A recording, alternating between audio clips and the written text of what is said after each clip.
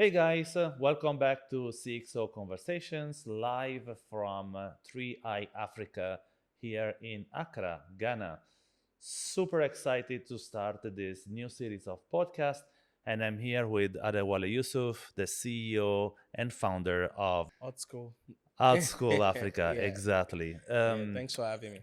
So Ade, for we have been I know it's I don't been a know while. 10 years maybe or Yes, more something. than 10 years. More than 10 years. So tell us a little bit your story. Yeah, Share how you became the founder of OutSchool. yeah, What drives you all this passion for capacity building yeah. and so on. So thanks for having me. It's good to be here, and it's good to be in Accra, Ghana. I think I was here last year too, or maybe 2 years ago for one star. So, for me, I've been a founder for like 15 years now. I've been on this crazy journey building in Africa and also building for Africa because also now I'm not just building in Africa and also building for Africa and also the global market. So for me, I started with TechPoint officially.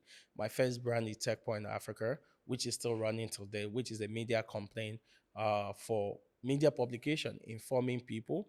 Then after that, I realized there was a gap. There was also opportunity. How can we connect Africans to global opportunities?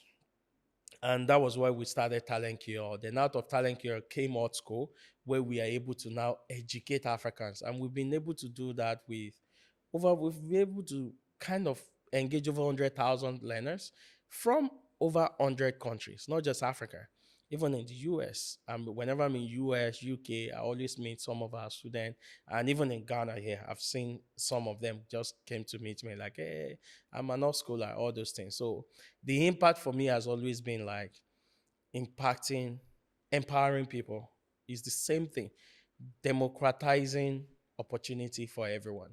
And that has been. Ade, what is the problem in Africa with education? I mean, and the ones that are following this podcast for a while, they know that capacity building, upskilling is not only something that I'm really passionate about, Yeah. but with Timepledge is something I try to act upon.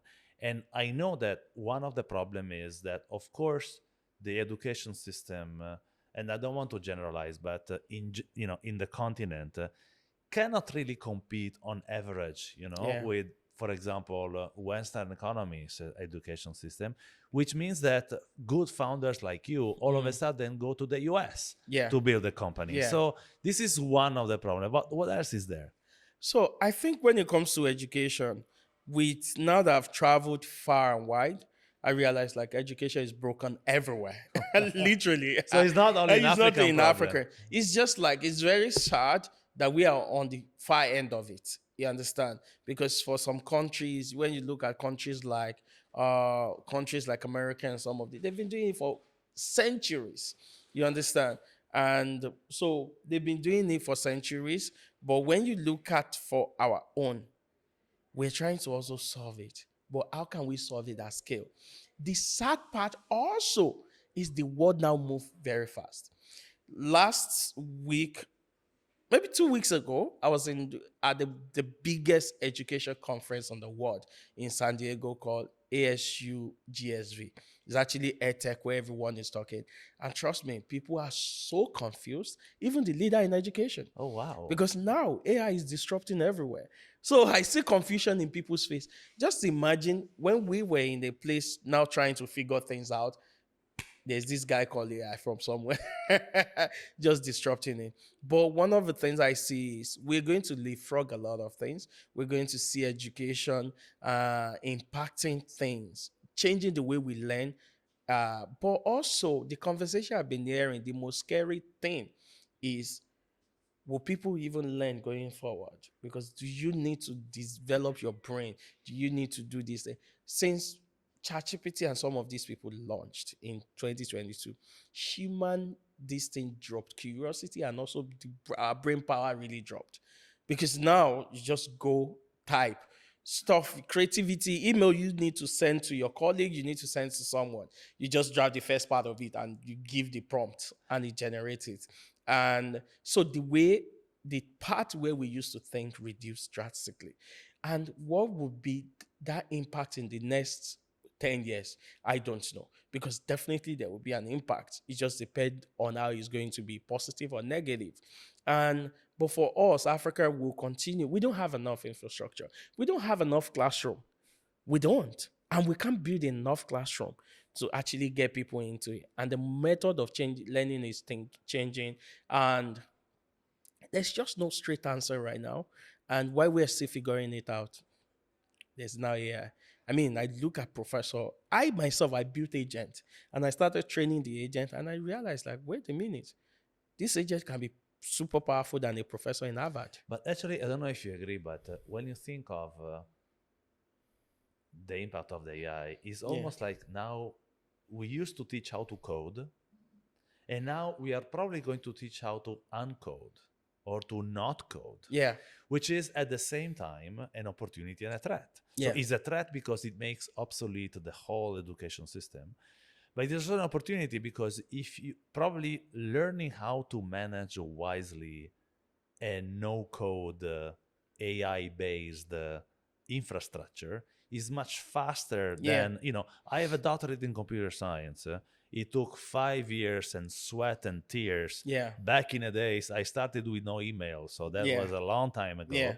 But, the things I could build today by learning how to no code, it will be 10 times more powerful. So Absolutely. what do you think? Is more of a threat of an opportunity?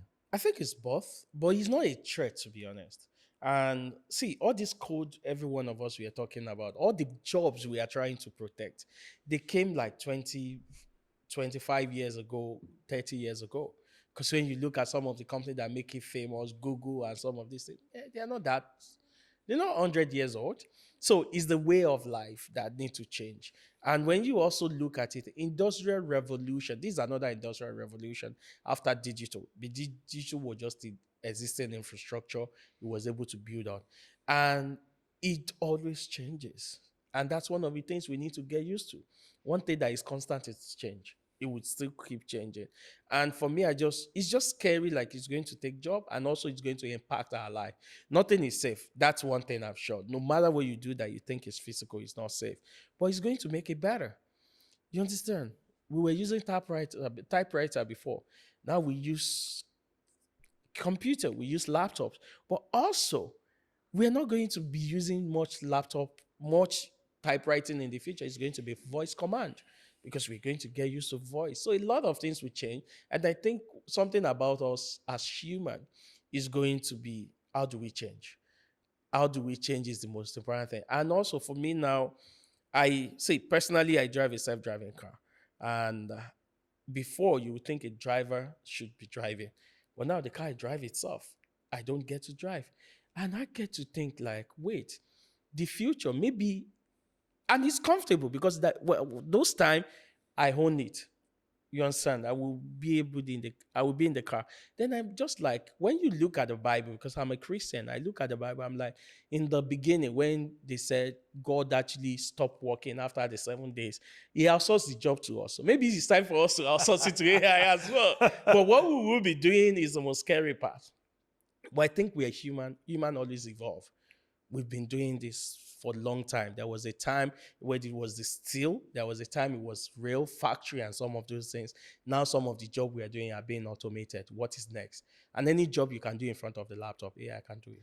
So tell me something. You're based in Austin. Yes, but you do a lot, of commuting between Austin and San Francisco, of course. Yeah. How did you end up there? And how's it working and living in the US? I mean, don't you, aren't your roots calling somehow? Yeah. See, I think for us, you get to a time, number one, to start, you just get to a time like you just also evolve. I've built across Africa, I've moved around. Then I got to a time like, okay, what is next? I just went to the US. I'm like, oh, okay, not bad.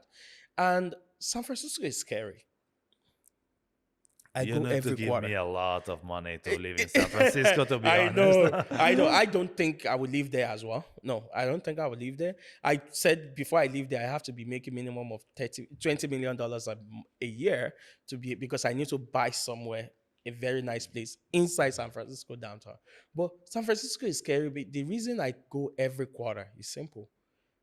people are always disrupting that place.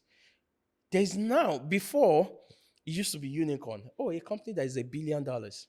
Now, investors just look at, can you be 10 billion? Can you be 1 trillion? Because OpenAI and Anthropic, they're just 1 trillion company in 5 years. So now the standard is getting too high. The last time I was there in December, I spent 2 weeks or maybe a week. I spent time there and everyone was talking about agentic. Then I was there in April again, and people have moved on from agentic because there was major breakthrough with OpenClaw, and now anyone can build agents, all those things. So people move on, and that's why I go there. But I live in Austin because Austin also has a bit of tech and also is balance. It's a lot balanced because I have family, I need a place for it. But San Francisco is just work. People just wake up to work. But also, San Francisco is a capital density. There are more capital there in San Francisco looking for money, especially now that you do AI, any AI thing. Because some people that are missed out of Anthropic and OpenAI, they want their own Anthropic and OpenAI. And you see companies just coming from nowhere. They're now billions. Tell me something, Adi. As an African living in the US, Yeah. What is the approach of the investors, and like tell me a couple of stories, Yeah. the unshareable stories, because like true that Africa is now, let's say, in the radar to Yeah. some of Yeah. the big funds, Yeah. but for Silicon Valley is a big stretch, right? Yeah. So, Yeah. how are the conversations there? So this is the reality on ground now. And it's okay for people not to want to talk about it. But the reality is some 4 years, 5 years ago, Africa was exciting because there was nothing exciting in in US and San Francisco again. But now investors are back in San Francisco. You can't even talk to investor. The moment you mention, they're gone. You understand? They just gone. They just like, we don't care. It has to Like, be in the second half of the exactly. alphabet. Exactly. Like in the last three letters. or something. Exactly. So they just look at it like, can your market give us the return we're looking for? Imagine someone that invested at maybe 20 million valuation at Anthropic. Now they're looking at the company's 1 trillion. People are looking for that. So everyone is now like, where's the market? And also don't forget, like US right now with AI, US is rewriting the entire commerce, the entire business back because there's opportunity there. And this is the biggest market in the world. It's the biggest consumer market in the world. So now everyone is back to fighting. But that doesn't mean that's the bad thing. I mean, that's the end for Africa. No. It's now time for us to restructure that. What do we need? When there's the free capital is no longer there, what do we need to fix? How do we need to manage resources? And that's one of the things we just need to do right now. Also, government needs to step in. Their local capital need to come in and help people. So we need to do business. And also private equity is also looking at the market. Now it's a different time from 2022, 2021, 2020, when everyone was crazy, everyone was digital. And so, but AI is changing the landscape right now, and that's just it. And for me, yeah, the calling is Africa. I build for Africans more than I just think I'm building for Africa. So I can build for Africans anywhere because Africans are in the US, they're in different places. And that's what we see. AltSchool has learners from over 100 countries, not just Africans. I've seen someone from Mexico. Is it a Mexican that is at AltSchool? I've seen it. One of our best students late last year was from Jamaica. She's never been to anywhere here. So we built something that is global. And that's one of the reasons why I'm positioning that whatever I'm building now, what is global? And that's one of the things I'm trying to do right now. Like one of the major problem I had at AltSchool is what I'm stepping out to solve now because it's still part of the talent ecosystem I'm building. So yeah, you mentioned that you will keep building, right? So Yeah. there is a next phase. So Yeah. now you're like recruiting someone Yeah. to oversee AltSchool, and then the idea is you're building something else, right? Yes. So we are in a place where we are hiring someone because for me, I spend more time in the US now. So, and Africa operations, sometimes you just have to be here to make sure you do. So we're hiring in the leadership role to be able to spread. Also, one thing is want to deepen our resources, feet in Africa more.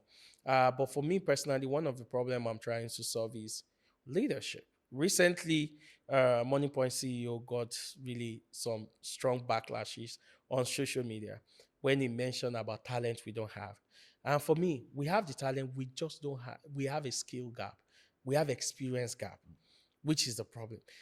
We don't have talent that have skill to 1 billion, 5 billion. We don't have that much of them. The density is not there. And you can hire them now and come back. So one of the problem I'm trying to solve right now is I want to hire some people because I have a company in US now.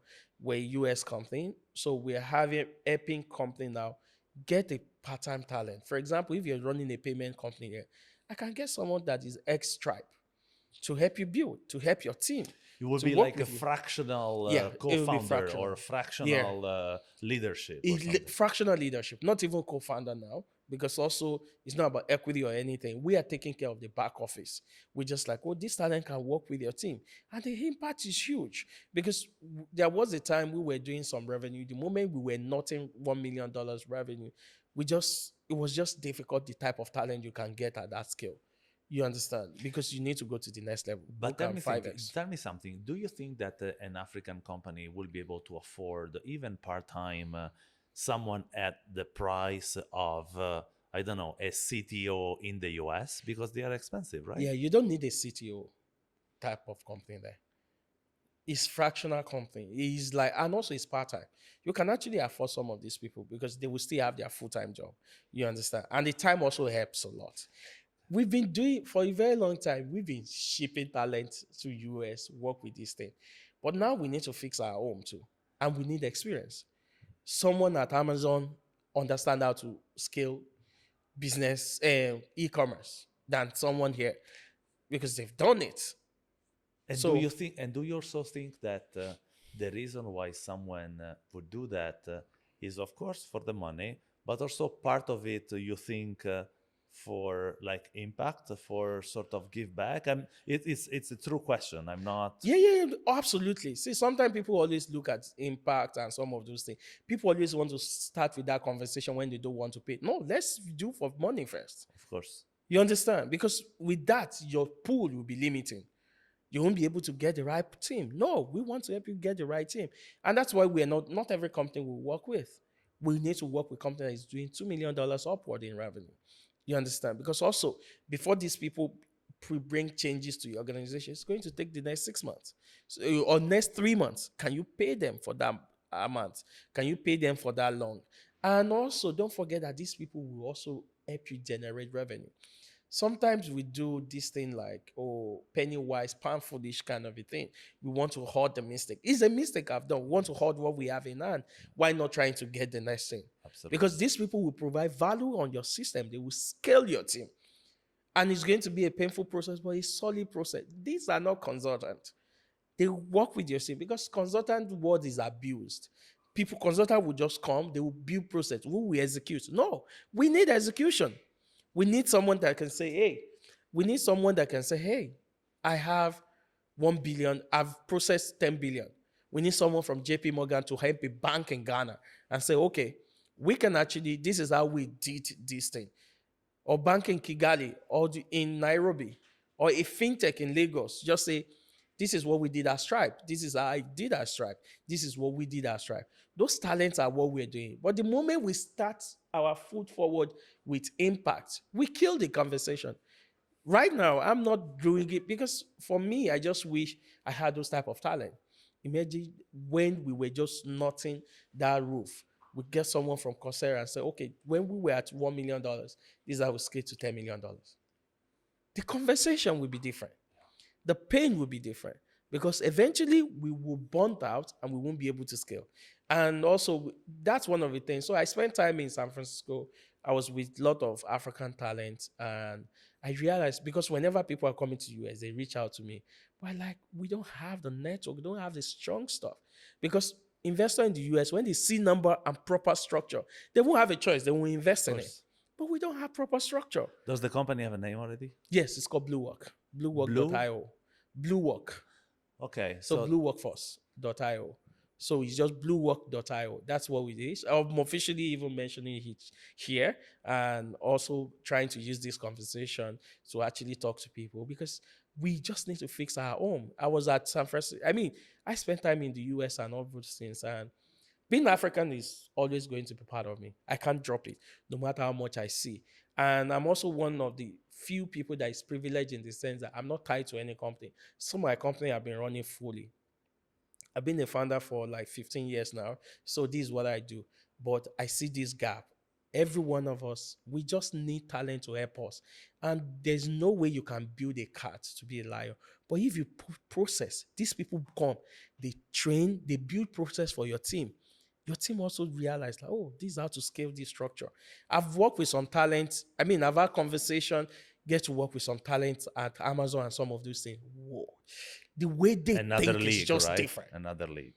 We will be following the progress, Yeah, Brewer, yeah, my friend. And yeah. I hope that when you come back in our next event, you will tell us the progress. Absolutely. And if you know also any founder, I would be should be making a post soon. If you know any founders that do it, but we don't work with any founder, let's be beyond like $1 million revenue. We don't. Because also you need to get to million before you scale it. I get it. Guys, that was 6 Conversations live at 3i Africa in Ghana. And this is a wrap.